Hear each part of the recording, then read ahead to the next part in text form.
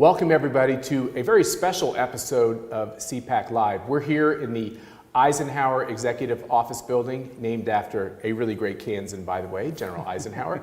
And it's our pleasure to be sitting here with the Chief of Staff to the President of the United States, former Congressman Mark Meadows. Thank you for being with us. Great to be with you, and great to be with all those that are tuning in. And obviously, it's always a great day to be a conservative. These are your people. These are. I mean, I feel at home. I just wish I was there to hug on you personally. It'll happen in the future. Yeah, I'm sure it will. So what we did, just for your information, is because we've all had to deal with the outbreak of Chinese corona, we've all had to change some of our daily practices, and so we've had less interactions with people. But we kept hearing from people who said, I can barely stand to watch the television because I'm mad about all the coverage and everything, so why don't we just all start talking to each other? So that's how this was born, and the audience has really taken off. And it's kind of one of the innovations. It's what a tragedy with the virus, but some of the innovations that are happening with healthcare delivery and the way people are communicating, there will be some small silver linings out of all this. Well, I think there will. I mean, it's a difficult time, and you talked about it being the China virus. If the Chinese government had been more transparent, we wouldn't have had to worry about many of the things that we're having to address today. But more importantly than that, if we look at the opportunities we have to connect with people back home in maybe a different way. I know that I wouldn't normally be doing this. We might be out on a stage and with thousands of people out there, but it is changing the way that we do things long term. I know that even going to a restaurant now, you have a different way. You may look at takeout. I look at takeout in a very different way than I ever did before. Well, I'll tell you what I'm doing is going to as many places as I can and just spending money. Yeah, I think that's just like the American spirit. We're indomitable. We're not going to let this get us down. We're not going to let people that push false narratives get us down. We're going to go out there and do what Americans do. Well, as a people, as the American dream has actually manifested itself in this great place that we call home, we've faced tougher times before. And these are tragic times for many families. They're difficult times. But this is by far not the worst challenge that we've ever had to face. And we know, if you're a student of history, there were much more bleak times than this. And yet the president has been engaged daily to try to make sure that we help those that are hurting most. And as the parent of 5 daughters, I just want to thank you and the president, Secretary DeVos, for giving parents options. Yeah. It's the state and local that are going to ultimately make these decisions, school boards, principals. But the idea that a parent has the option for in-person education or online education, if that's what they choose, that is really important for people who have working parents, maybe single parents. It's been really welcome, so thank you. Well, it's really key, and it's interesting you mentioned that, because as dads, or if you're viewing in as moms or dads or aunts or uncles or grandparents, there's nothing more precious to you than your kids or grandkids, and so for us to have those options, it's really one of the interesting things. I will tell you, I'll bring you inside the room on the negotiations on the CARES 4 Act. Don't look at the camera. Nobody's here. It's just you and me. Yeah, okay? I got you. So, I will bring you inside the room, because what's happening is that as we start to see the Democrats argue, they want to keep everything shut down. Now, they do it under the guise of we need to make sure everything is safe, but they want to make sure that it's shut down. They have been advocating more for homeschooling than I've ever heard a Democrat advocate for. I mean, they're saying, well, we can do online, we can make sure that kids can stay at home and actually be taught. That's right. And I find it just, rather interesting. I always say that the only time Democrats ever liked homeschooling is when they could force it on all of us. Well, that's what they've been trying to do. And I don't even know that it's forcing you on homeschooling, because what they're really talking about is they're trying to protect their main constituency, which is the teachers union. That's right. This is all about who supports them, and they see it as their primary priority, and not the kids and So- not the children. They've always told us it's about the kids. Yeah, well, they and what do. we're learning now is it's all about their union priorities, including some pretty radical stuff on the cultural agenda, which they're kind of putting into this conversation about schools, which radical politics and our kids should be fairly separated, if you ask me. But Well, it should, but it's interesting. We're right here in Washington, D.C., and even those in the district here, kids that perhaps come from families who could not normally afford private school, they've got a scholarship program here that gives kids choice.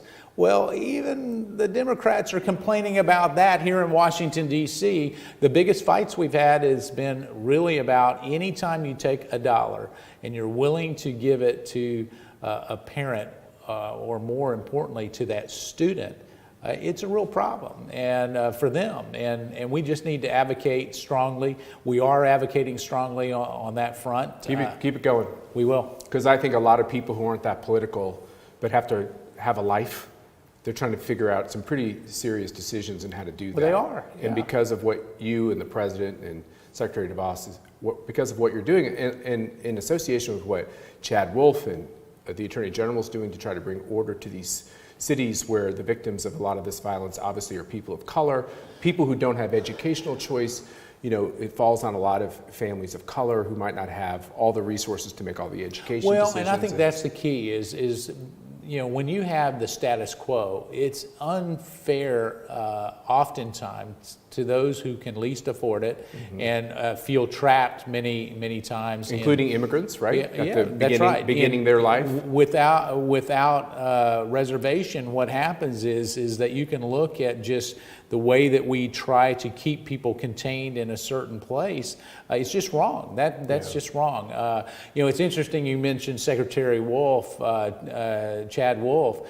I was on the phone with him this morning about the unrest in Portland. And as you know, we've had federal law enforcement officers there literally just trying to protect the courthouse from being burned down. I know the media had it very different, but they were just trying to protect the courthouse. Which is their duty. It is. Well, we have federal protective services at every courthouse across the country. And so, but we had unbelievable rioting that was taking place there in Portland. We've got 2 law enforcement officers that probably are permanently blinded by lasers from these quote, peaceful protesters. They're not peaceful, and they're not protesters. They're anarchists that need to be dealt with. And we're seeing even the local police in Portland have a real tough time, and the president's been very clear. He wants to make sure that we have safe communities, and he's willing to do whatever is necessary to make sure that we do that, including making sure that not only do we not defund the police, but that we actually refund the police and get them back to where they need to be. I have kind of a sign that I want to make: Chad over Chop. I like the idea. That one will sell. That one will sell. I might make it in my garage. Yeah. Let's whip through a couple of quick issues here. Sure. First of all, new job numbers, this comeback this really great American comeback in the American economy. What's your reaction to what's going on? Listen, Secretary Mnuchin and the president have done an unbelievable job of trying to make sure that we keep this as a V-shaped recovery. It was really a shutdown that was put in place to try to save lives and do that. And so it put people in a very difficult spot because their jobs disappeared, many of them overnight. But with the numbers, this president has not only created a robust economy, he's doing it again in record time. I mean, most of the economists were saying that we would be at 25% unemployment. They said that being able to get to single digits by any time this fall. We're getting close. We're at 10, a little over 10 right now. I think that we'll be in single digits by the next report, the next monthly report. Hopefully we'll be at single digits there. But this president is doing what it takes to make sure he can put people back to work. Our point of view at the ACU has been unprecedented. We've never done anything without like a this doubt, before. yeah. And it really was an economic taking. So as conservatives are looking at this as, hey, is this just a bunch of Keynesian spending? It's actually, and I have to give Secretary Mnuchin a lot of credit, it's actually making sure that people are compensated for the money that was essentially taken from them for this forced shutdown. Well, that's a great constitutional argument, because anytime you start talking about trillions of dollars, it's painful to us as fiscal conservatives. And so as we look at that, I think the key is that we're in the throes of hopefully our final negotiation. The Democrats have not been reasonable. In fact, they have it as a liberal wish list that's going to, they started at $3.4 trillion, and they're now up to $4 trillion, and suggesting that it's the Republicans that are not being negotiable and reasonable. Yeah, I have a lot of comments there. I might let it pass because I might get my Irish up. But we're glad. I can't tell you how glad we are that you're sitting there. Well, thank you. Because it gives people a lot of confidence that we'll do the right things and try to come to something reasonable. The president has had some posts taken down. You have all these questions about what big tech is doing in terms of politics. We don't have to get into the election, but just generally, with these big companies picking sides about what party they're for and the agenda they're for, this is like the last frontier where there could be equality or at least some fairness given to our side. But we seem to be losing it rapidly. What's your reaction to it? Well, we are losing it very rapidly, and the president has, as you know, put forth a few executive orders. But even in this package, we're looking at, we'll make news here, we're looking at what do we do with regards to some of the protections that social media companies have. We ought to address that in this package. You mean in the emergency package? In the emergency package, because it's an emergency on behalf. Listen, we're talking about freedom of the press, freedom of expression, and yet what we have are a number of companies that have decided on what should be communicated and what should not be communicated, and it is very troubling. We've seen some videos taken down, some posts taken down, and ultimately, if you're allowing the social media companies to be the determiner of free speech, you're in a very dangerous place. And so I spoke to the president last night about actually addressing that in this particular package. And so maybe we made news right here. Well, it's great news to make because they don't get to have it both ways. They don't get to say, oh, it's an algorithm. We don't have any control over this. These things just happen. And then literally aggressively taking down conservative content. You don't get to have it both ways. And it's really hard for me to see the content they take down on the left. These people fanning the flames of violence, fanning the flames of violence against police, and what's going on with CHOP and Portland and all these areas. Like you just don't, maybe if I saw it on both sides, I could feel better about it, but you don't see it on both sides. Well, you don't see it on both sides. And the President of the United States? Come on. Well, I mean, listen, he's got a big bullseye on his chest that they go after each and every day, and trying to make sure that they're making a political point instead of a logical, reasonable, reasoned approach to addressing it. But I will say this. As much as I'm a guy that says that the social media companies should be able to have their own, what I would call Wild Wild West way of doing it, why it developed so quickly, why we have these platforms, I'm over it. This censorship has gotten to the point where if they're going to censor, then I am going to make sure they're regulated. And the other thing, don't forget, is that if a corporation is so involved in a campaign where they're literally picking sides, they are obligated to file with the FEC their express advocacy for a candidate. So there's a lot of ways to go here, and I encourage people that believe in a free debate and an open debate to look at all of these things and see the ways in which we can just get back to some fairness. It's perfectly fine for every employee of those social media companies to advocate personally for their candidate of choice, whether it's the far left or the far right or someone in between. That's America, right? That is America. But it is totally inappropriate for those same people who work at a company to allow the company to put really the market cap and the power of these big social media companies on that level, on that scale of justice to say, we're going to determine what you see and what you view and what is right and what is wrong. It's inappropriate. And now you have this question of China, right? You have a lot of, unfortunately, interrelation with some of these big tech companies and the communist government in China. We've seen what Secretary Pompeo has said about TikTok, and what I think a lot of Americans, including our CPAC audience, doesn't understand is China has a lot of these basically government-owned corporate entities, right? Right. And so they say, oh no, that's a private company. But when you get on the guts of, if you might say, the incorporation setup, it's really controlled by the government. And I think the Trump administration is really shining a light on all the ways that China is trying to implement this Belt and Road goal of really global domination, not just from a military standpoint, but from an economic standpoint. Well, listen, we're all about free markets and being able to enjoy those, and yet what we are seeing is, and TikTok's a prime example. Listen, I've never done a video on TikTok. You can make news here today. Yeah. I have not either. Yeah, well, you haven't? No. I'm amazed. No. And I don't let my kids either. But you're right to not let your kids, and here's the reason why. All that data right now is being collected, even though they're suggesting that the Chinese government is suggesting that that's not what they're doing. Every bit of it is being collected. And can you imagine having all your personal data collected by a foreign entity that seeks to do harm to the American way? And that's what this is all about. Honestly, I'd love to see TikTok be an American company that actually does a great job, allows people to post the videos, and continues to have the number of followers. But what I don't want is when my children are doing TikTok videos, is for their facial recognition. Listen, the younger generation that's all about civil liberties, they are losing those without giving permission, whether it's their facial recognition, whether it's their personal information, and they're signing up. It's ending up in the hands of a foreign adversary. So you've had this job for something like 5 months? Yeah. Right after Yeah. CPAC? Yeah. Which, by the way, they tried to call it the conservative Corona and CPAC Corona. Like, they've tried every way to moniker this thing. They've tried. I don't think they're They'll succeeding. blame anybody. They'll blame CPAC. They just won't blame China. They won't blame China. Yeah. I guess I should take it as something of a compliment. Yeah. But you've had 5 months on this job. Yeah.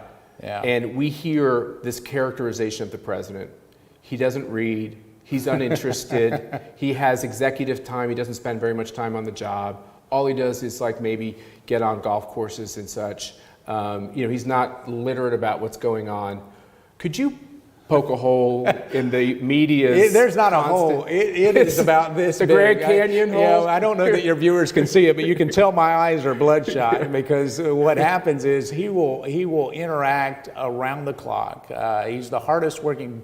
He's not a 12 hours a Oh night my sleep goodness! guy. Well, there are days when I wish he was a 12-hour guy but really he believes that serving the American people is a 24-hour, 7-day-a-week kind of job, and he treats it that way. And there are days, you talk about reading. There are days when I wish he didn't read because it's hard for you to keep up with all the reading. Because he'll come up, he'll say, "Well, I read this so and so. Can you take care of this?" And so I get my to-do list from his reading from either the night before or the morning, and I'm having to run out and get it done, and then we start over again the next day. And so he's, and he does remember previous conversations. This is what I don't like about him, because he has can done remember that. everything. Yeah. And what happens is I can remember one story where he kept asking me the same question. I said, well, maybe he's just not, he doesn't remember me giving the answer. And so he had asked me this question. But they're test questions. And so he'll ask me a question and ask me a question and ask me a question. And one time I had given him the same answer for several months. And then he asked me the same question, and I changed. I gave a very different answer that was 180 degrees from what he said, well, that's not what you said 4 months ago. I just... Things change. Yeah. So he has an incredible memory, an incredible work ethic, and he's been really ridiculed in such a way falsely. But he's not raging about it. No, he understands that's the way they're going to play the game. Yeah. And he's going to play it hard back. He does. He's a counterpuncher, and yet he has a compassion and a love for the American people that I wish that every person that's tuned in here could actually see. It's touching. He's a fighter, but he's also someone who would take money out of his own pocket and have to support people that never get reported. Yeah, and doesn't always tell folks about it. Which He is won't. Another, In fact, he gets mad. He may be mad that I shared this because he believes that his generosity and his support of others should be something that's done in private and that doesn't get a big headline. Yeah, well, that's something they'll probably punish. Another thing they'll punish him for in New York, which is why we're so happy he's a Floridian now. Mark Meadows, we appreciate you taking the time out of your busy great schedule to be with you. Thanks to be so with much. all your fans at CPAC. Oh, it's good to see you. You know, it's Thank no you. longer the conservative movement. It's just bigger. It's just people who love America I agree. and everything about it. Thank you, Thank sir. you for loving America. Yeah, I do. All right. All right, we're going to be right back to finish up the show. We'll have a conversation with Dan Schneider. Facebook and Twitter took down a Trump video post in which he had said children are, quote, almost immune from this disease, as in the virus. That is considered harmful misinformation. Before it was taken down, it was viewed by, 450,000 times. Were those people who viewed it put in danger? Were they harmed?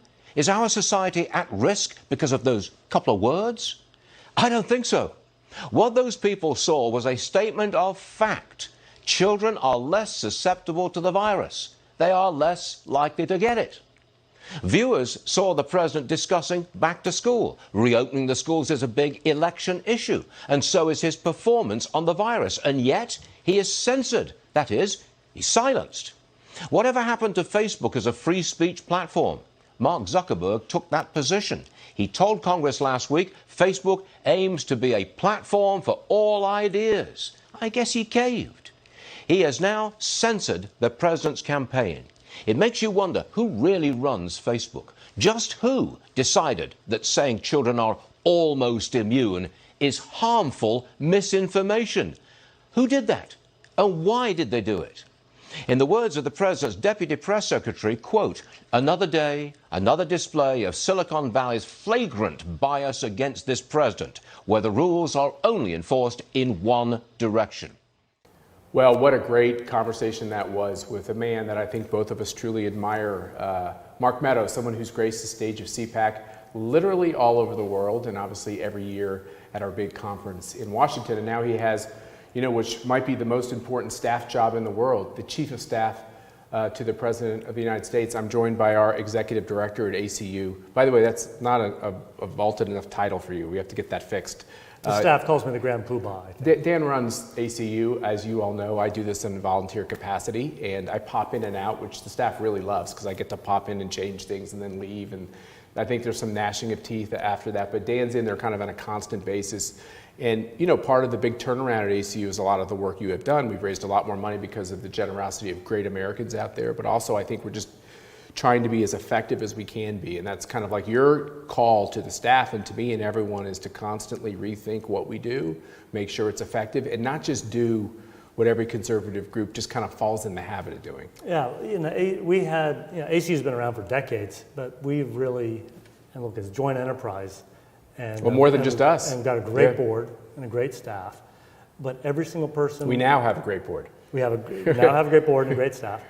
And every single person at ACU is committed to this idea that we have to continue this great American dream, this idea of America, the ideas of our nation's founding. And those ideas have never been in greater risk, not only in America, but worldwide. Yeah, I agree with that. So we just obviously talked to Mark Meadows, and the chief brought up this fact that they're actually talking about what's going on in these social media platforms and big tech in the negotiations for maybe a new aid package, emergency aid package. These are issues that you've really delved into. We have worked with some of these companies, some better than others. We're trying to find some are quite hostile. Some are quite hostile. There's a lot of reports on how hostile they are, which is fine with us. I'm still quite proud of the fact that one of the biggest of those, at least at one point, considered me enemy number one. Really? Oh yeah. Oh, that's good. That's a nice thing. Yeah. What's your reaction to what conservatives are considering, including the Trump administration, doing in terms of this?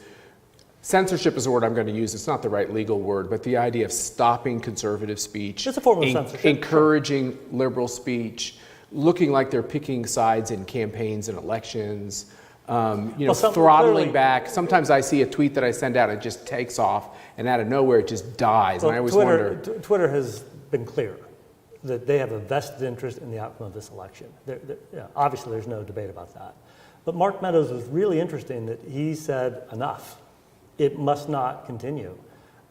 So what he was kind of saying is conservatives, I get the fact that we have a philosophical underpinning to our ideas, but they have to be based in the fact that we are losing this battle quickly. And if we lose the battle of social media speech after having lost control of almost every media company in the globe, and when we go overseas, these conservatives in these other countries are saying the same thing, like we can't get any real news. Well, what conservatives need to remember, conservatives all know that everything's tilted against us in social media, but what we have to remember is the social media platforms really are our only chance of getting to the American public because all the big media companies are owned by the left. So what are the remedies? And right now there's a real debate within the conservative movement. Do you use the antitrust laws for things that historically we've not considered antitrust violations? Or do you use Section 230 of the Communications Act, making reforms there? That seemed to be what antitrust, I think people understand, like breaking down it's something that would be considered a trust. And in Google's case, in that particular company's case, Alphabet, Google, whatever you want to call it, they have an overwhelming monopoly on advertising and search. And the search leads to them being able to sell advertising, which is their financial model. Yeah, so the Borkians, Judge Bork, going back to the Reagan era, would say that Sherman Antitrust, Clayton Act, those sort of antitrust tools in the law are to be used when there's consumer harm, meaning price fixing, gouging, market manipulation of prices. And now lots of conservatives are saying, well, maybe it should be used for additional harms, like censorship. Other conservatives would say, well, that's what Section 230 should be amended. Which means an individual or an entity could actually have a greater chance to succeed in a lawsuit? Yes, sue. Right now, if some slanderous thing is posted on a Google ad or a Facebook ad or on Facebook, those big platforms are immune from liability. But if you're a newspaper, you're subject to liability. So it's basically should platforms. What about my idea, which could be all wet? I have a lot of ideas that are all wet, but I come from the world of politics. Right.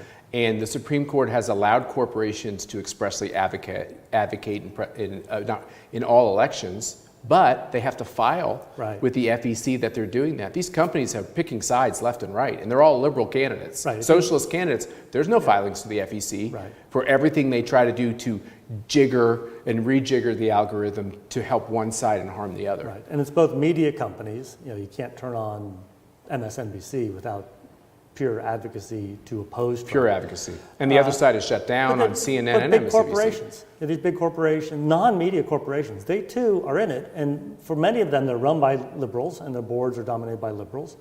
And others are just terrified. Afraid of the left and their boycotts. And being called racist and being called all this other things. So what these corporate boards know is that conservatives don't really engage in boycotts, but the left does. So the corporate boards cave to the left and ignore the right. That's right. So, this is welcome news, I think, that the president is kind of walking into this minefield about what could actually just allow this conversation, including conversation about politics on social media, allowed to have some kind of some principles and how that debate can continue. We are quickly losing the ability to have these principles. Yeah, and it's a national security issue now too, because we see how the Chinese Communist Party and its various strangleholds on their own corporations, whether they're technically government owned or not, how they're utilizing or taking advantage of Huawei and Tencent and these other things. And there's now serious concern that some of these Chinese corporations have not only altered election outcomes in, say, South Korea, but are they going to try to target the U.S. election now in November? So what I hear you saying is we have conservatives in South Korea that are worried about the communist government in China using these social media, really weapons to impact their elections. And we're told forever that it was about Russian collusion in this country. And I actually do think Russia has tried as much as they can to sow division. I think they've actually been somewhat successful in fanning those flames of social division and political division here. But the real culprit here is the communist government of China. Yeah, I know that this analogy is overused, chess versus checkers, and maybe the Chinese have been playing, or rather the Russians have been playing chess. Whereas the I wish there Chinese- was a video game derivative of that, so more people would understand what the Chinese just running a tank right over the top of the Yeah, chessboard. that's right. Yeah, it's just very blatant and in your face. Yeah. Well, look, it's been our great honor to sit here, as I said, in the Eisenhower Executive Office Building. I should know the history of the room we're in. I used to work in this building. Dan spent a lot of time and worked in this building back in the previous Republican president's administration, George W. Bush.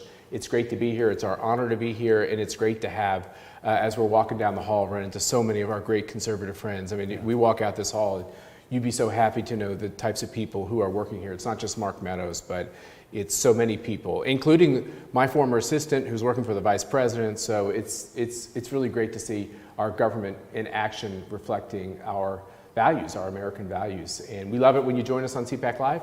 We were so appreciative to be able to bring you this show today, and we'll talk to you again next week.